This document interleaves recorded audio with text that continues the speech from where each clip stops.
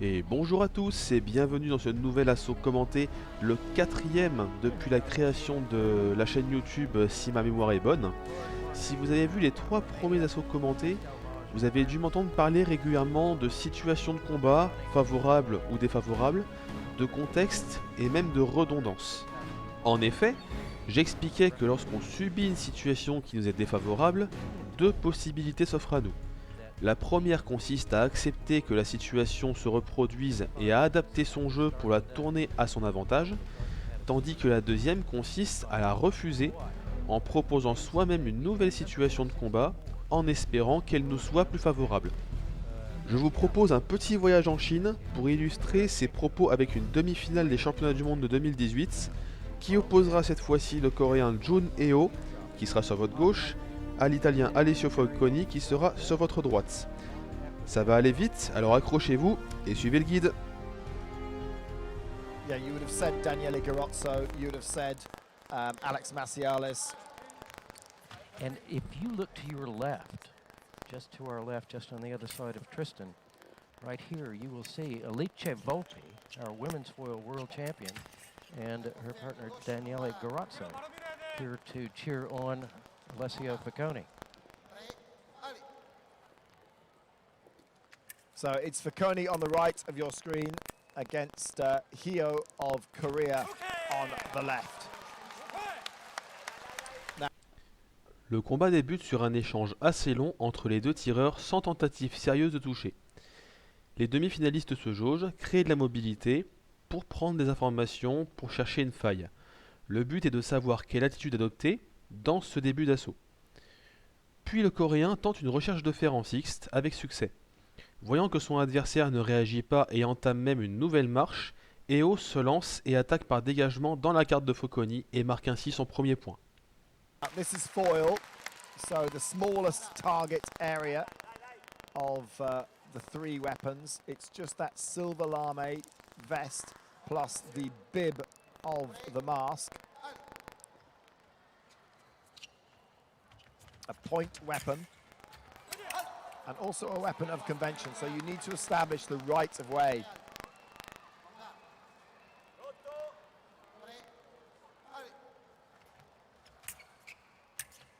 That looks like some Korean fencing to me.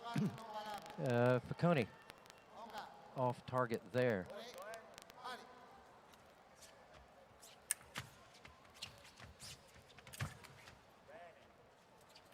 So very different styles, the Italians and the Koreans. Just explain the difference. Sur cette action, le Coréen crée la surprise avec une attaque en bâté sixte, feinte de couper-couper de toute beauté. Cette accélération soudaine dans le rythme de ses déplacements donne tout son impact à cette attaque contre un Italien qui s'est laissé hypnotiser par les allers et retours lents qui ont précédé l'action. On peut noter ici que Falconi utilise très peu ses jambes pour défendre, ce qui le rend particulièrement vulnérable à des attaques composées comme celle-ci. In épée and in saber have a very acrobatic style, very active on the piste, very disruptive. Again, Falconi off target.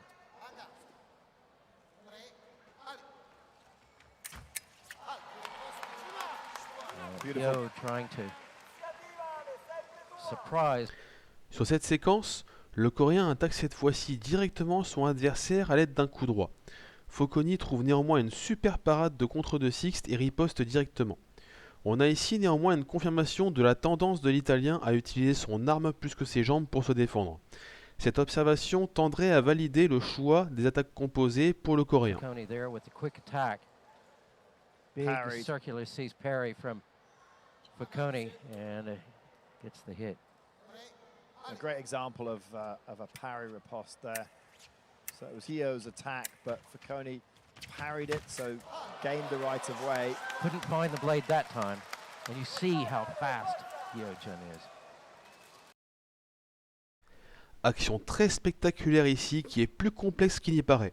Sur un faux départ d'attaque par double marche d'Eo, Foconi cherche le fer sans le trouver. Il s'enfuit alors en arrière dans un total désordre au niveau des jambes comme de la main. Eo profite alors de la supériorité de son jeu de jambes pour charger l'Italien. Sur ce début de rencontre, Foconi subit les attaques de son adversaire.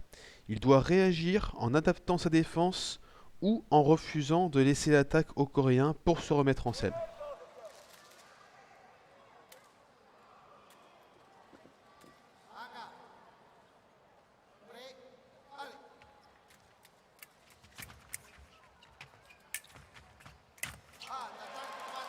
Well, this is a big personal best for Hugh. Bonne réaction de l'Italien sur le plan stratégique puisqu'il décide de s'approprier lui-même l'attaque pour créer une situation dans laquelle son opposant sera privé de ses attaques gagnantes. Le Coréen se montre néanmoins très solide aussi en défense grâce à une attitude très proactive dans ses préparations défensives. Il réussit à provoquer une faute de distance et à l'exploiter par une contre-attaque. John, Well, he's got the parry there. his best in World Championships, a 10th back in Paris in 2010. Placed 20th at the Olympic Games in Rio. He's only 5'6". He's not a lot. He's not a lot of target. Especially when that target's moving around fast like that, it's very difficult to hit.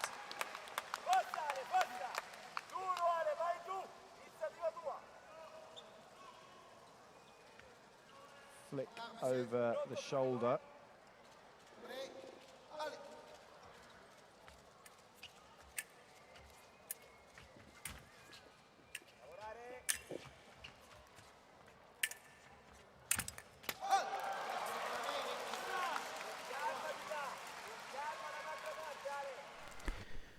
Une nouvelle fois, l'Italien repart à l'attaque et pousse le Coréen dans son fond de piste.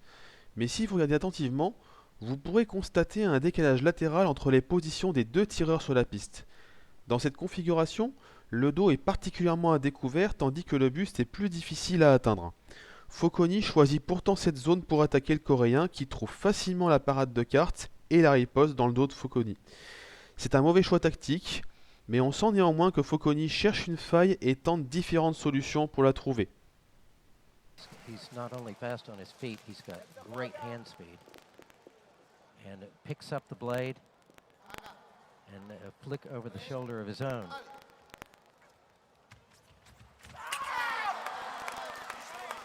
Lovely attack there from Alessio Foconi. Très belle attaque de l'Italien sur cette séquence. Notez la demi-retraite exécutée juste avant qui permet d'ajuster le timing et la distance et de préparer cette charge dans les meilleures conditions. Mis en difficulté au niveau des jambes par cette accélération soudaine, le Coréen n'avait plus que la parade pour le sauver.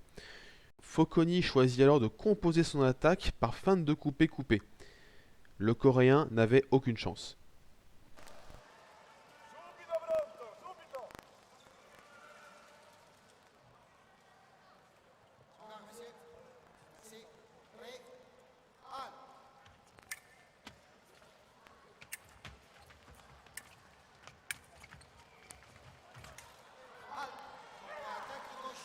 Well, Foconi pressing, and Hio jumped in with a counter, but it landed off target.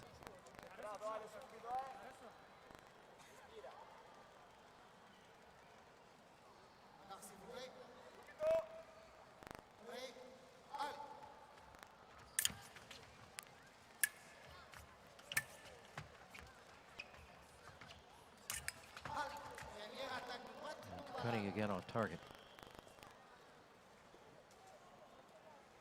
So the white light signals an off-target hit. And the off-target light is important because say you are attacking. J'ouvre une petite parenthèse ici. On voit que l'attaque composée marche toujours très bien sur l'Italien ici. Mais en cédant la priorité à Foconi systématiquement comme il le fait, le Coréen se prive de belles occasions. L'Italien a donc le match en main, même s'il est mené au score pour le moment. C'est lui qui crée le jeu. It's your right of way. If your opponent jumps in and hits you on target, if you can continue your attack, even if you hit off target, it's still your right of way. So the white light, a very important rule in foil competition.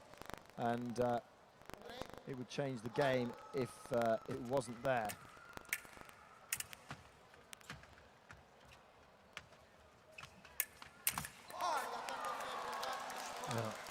Piccone. Nouvelle attaque italienne, parfaitement développée et assumée sur cette séquence, et pour cause. Il y a là une dégradation notable du système défensif d'EO. Le Coréen s'est montré passif dans sa préparation défensive en ne faisant rien pour créer l'incertitude chez son opposant. L'Italien a ainsi pu développer une attaque parfaitement aboutie. He is doing a good job here. You know, he's trying to pen Hyo in at the back of the piece, because if Hyo starts running up and down, it's going to be a lot more work. But it is control, and it is despite being behind by 1 point. He is making this work right now. It's closing up the distance. Distance is very important in fencing, isn't it, David? Well, it is. It is a foundation.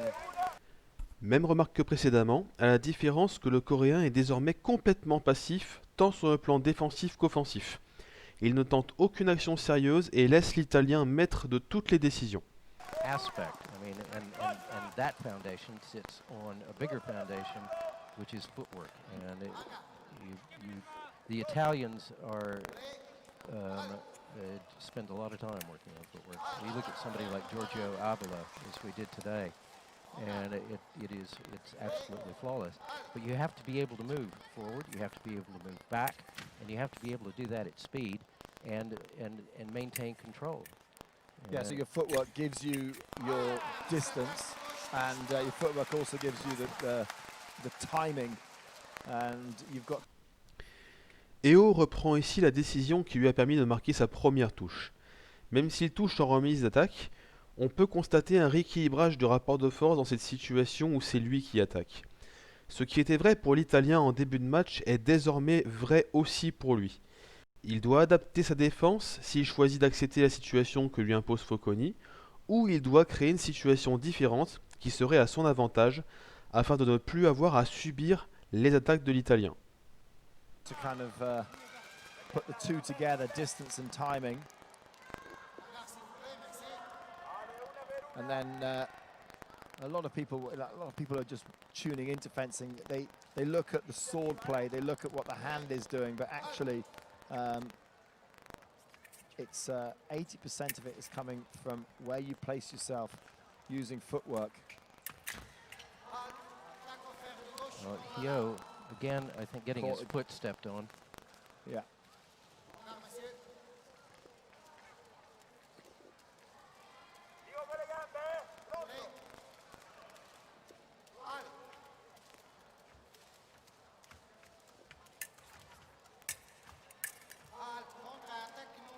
Piccone off target there. Focconi's scoring a lot of points over the shoulder of Hyo. The back is a target as well. Is there a challenge? Yeah, there is a challenge. From Hyo. Have a look at this replay.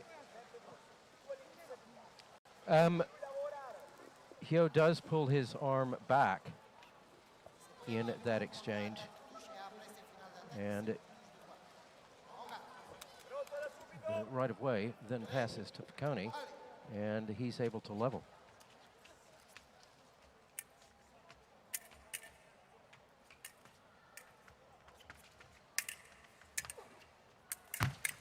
Oh, beautiful parry post from Focconi. Italian takes the lead. And he'll take it into the break. Well, an excellent. Profitons de la pause pour faire le point sur le match après cette première période. Jun Eo dispose d'un système offensif démentiel basé sur des attaques composées parfaitement taillées pour passer la défense de son adversaire. Toutefois, il a tendance à les sous-exploiter en cédant la priorité à Focconi très régulièrement et plutôt gratuitement. Sur le plan défensif, Eo est finalement inconstant dans le caractère proactif de ses préparations. Foconi, quant à lui, s'est montré fébrile dans son jeu défensif à cause d'un jeu de jambes insuffisant. Il a néanmoins pallié à ce défaut en s'accaparant la priorité pour ne pas avoir à subir les attaques de son opposant. Tout au long de la première période, on peut remarquer la création de variantes dans ses choix tactiques en offensive. Parfois, il pousse son adversaire en fond de piste pour l'attaquer directement. Parfois, il le pousse en fond de piste, puis cède un peu de terrain pour l'aspirer et le prendre en parade riposte de seconde intention. Et parfois, il le charge tout simplement sur le aller. Dans tous les cas, il a été très prompt à détecter les situations dangereuses que le Coréen lui imposait et a su s'en sortir assez rapidement avec des prises de décision très rapides. On va voir dans cette deuxième période si le Coréen sera capable d'en faire autant.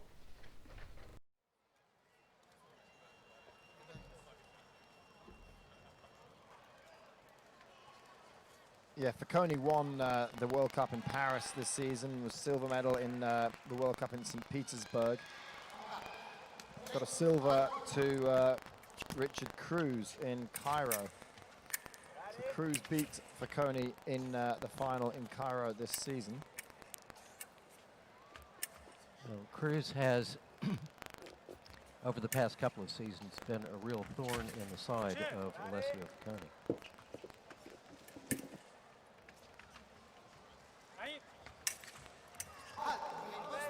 Foconi back to pressure on Hyo.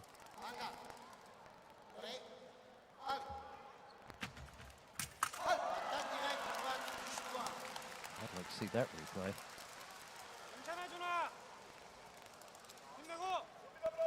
Asking you shall receive. Well, there it is.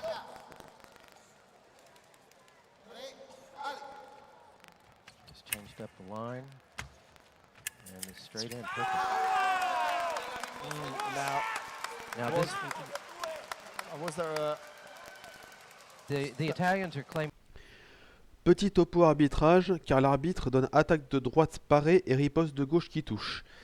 Foconi considère quant à lui avoir trouvé la parade, puis effectué une contre-riposte qui devait toucher le Coréen. L'arbitre va donc regarder la vidéo et trancher pour voir à qui le point va être attribué. The Italians. Well, we'll see. Nope. No. That first one maybe was not considered a parry riposte. It was more of a beat. I don't know. You're the...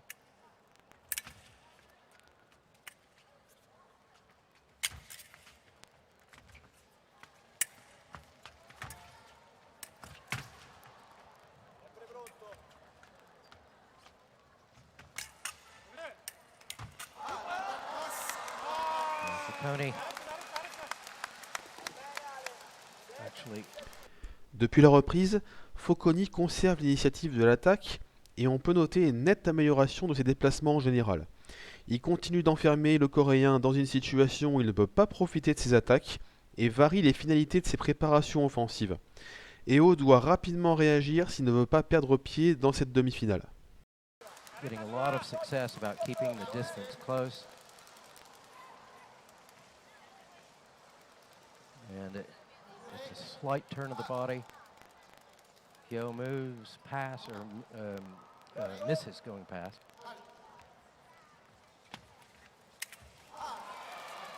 Well, his final action there is parry off target. Foconi. It's looking good for the Italian. If you can keep this up.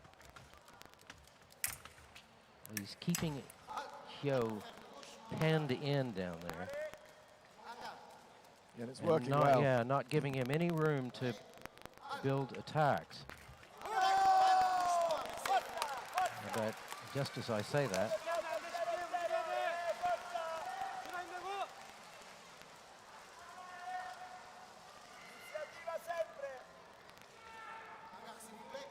So that one was Foconi, 10-7 the score. a nice counter-attack there from Hyo.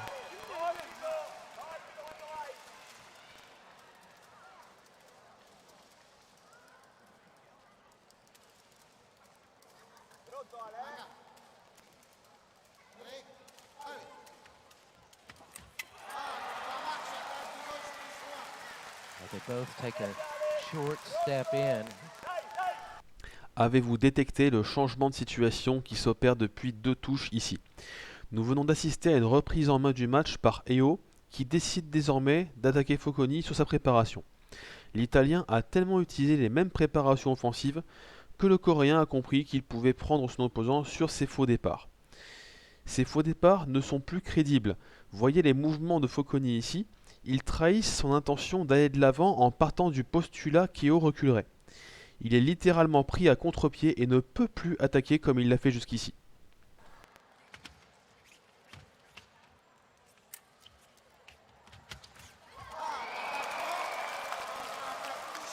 Now there's a Korean move for you. Yeah.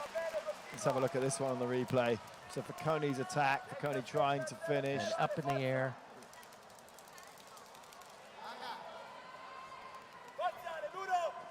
Brings the scores level, 10 apiece.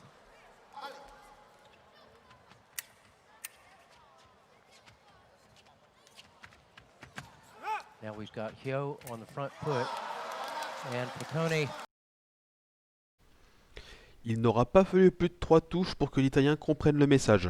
On voit ici qu'il prend la décision de jouer en défense, ce qui est un virage à 180 degrés qu'il effectue par rapport au début de l'assaut. Cependant, la mobilité qui lui faisait défaut jusqu'ici en défense est bien présente cette fois-ci.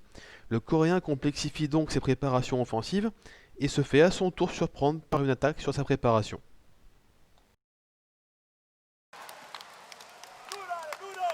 With the counter-attack of his own.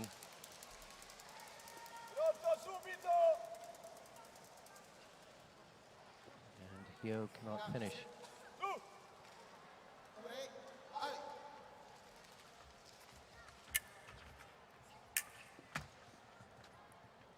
Focconi pressing forward again. And then Hyo attacked off the back line. It was still his attack. So off target.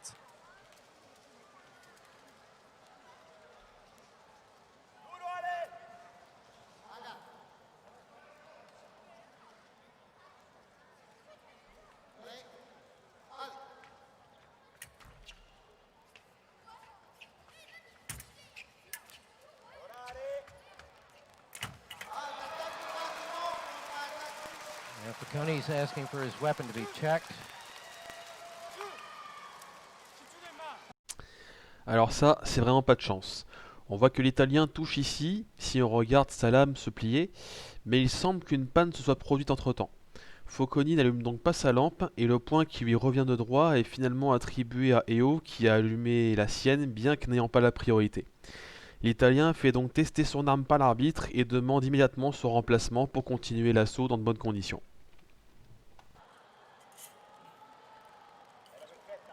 Then Hyo's hit would be annulled.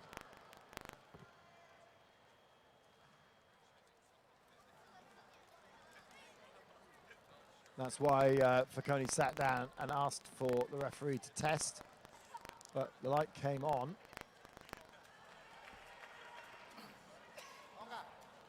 Of course, that won't show up an intermittent fault, so Focconi's going to change it because he doesn't want. Well, nice there from Hyo. Ah, retour de l'attaque composée coréenne qui nous gratifie d'un batté plus doublement parfaitement coordonné avec une énorme accélération des jambes. Magnifique. Si vous l'avez bien observé ici, mais aussi lors de l'assaut commenté contre Garroso, vous noterez que Focconi c'est un peu monsieur contre deux Sixte. C'est une parade réflexe qui a été magnifiquement exploitée ici. Et cette attaque a été permise grâce au choix de Focconi de ne plus toujours attaquer, et notamment depuis qu'il a encaissé les attaques sur la préparation. À ce stade, je pense qu'aucun des deux tireurs ne peut vraiment avoir de certitude sur les situations au vu de la fréquence de leur changement. Stepping in with a big swinging disengage.